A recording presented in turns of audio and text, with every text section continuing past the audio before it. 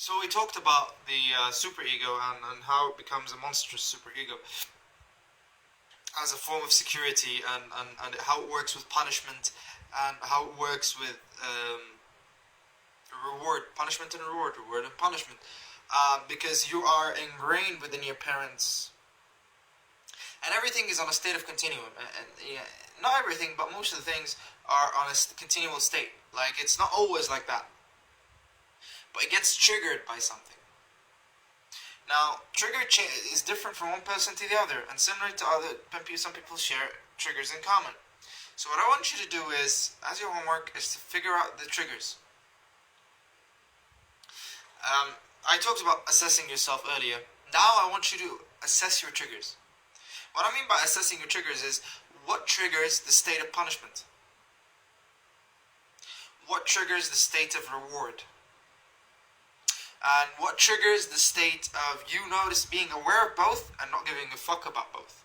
Because one works as the diminished self and one works as the ideal self, and intercorrelating.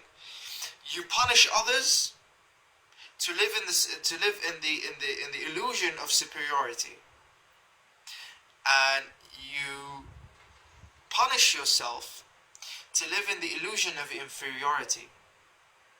And every part of that has an advantage, or an elusive advantage. The reason why you want to feel inferior, as I talked about in the Hierophant, because it makes you feel secure that you are going back into the uterus, or before you go back into the uterus, you're actually being sheltered by your own ideal self, which is your father and your mother, and you feel smaller than your own ego, so it's okay. So there's something that's going on there, and it causes a certain infusion of certain hormones that make you in a certain sense of misery. And if you're coming from a miserable household, sorry, I don't know how to flick a finger with that.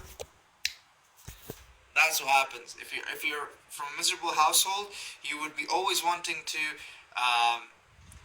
release those hormones of sorrow, or actually, there's no such. I don't think there's hormones of sorrow, but it seems to me there are hormones that cause happiness, and their depletion causes sorrow. So if you grew up in a house filled with sorrow and suffering, what happens is you want to recreate the suffering and recreate the sorrow so you can feel secure that you're going back to your home. So you're always on the run to allow yourself to actually stay in that suffering state. So you increase the probability of you feeling diminished by having high expectations. And when you have high expectations, it causes you feeling diminished. And once you feel diminished, you kind of feel like you went back to that state of misery. And once you get back to the state of misery, you feel that you're being nurtured by your father and mother again. And that mostly happens as a reflex action to anxiety, where you're embarking on a new journey, and this is not far from the Fool. This is just 11 sequences from the Fool. And you just started something new, and you're feeling anxiety, like you accomplished a lot. And some people call it, and some psychiatrists call it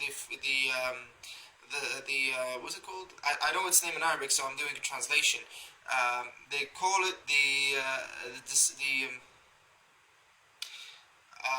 depression of success. When you succeed, you feel a certain depression afterwards, and that is caused by the desire to feel nurtured. You expected this success to bring you certain stuff, but it brought you certain stuff, but it brought you what your success has brought you, not what you desired. So you keep on like doing a shitload of things, and at the end of the day, the truth is that is what your success brought you. More in the next video.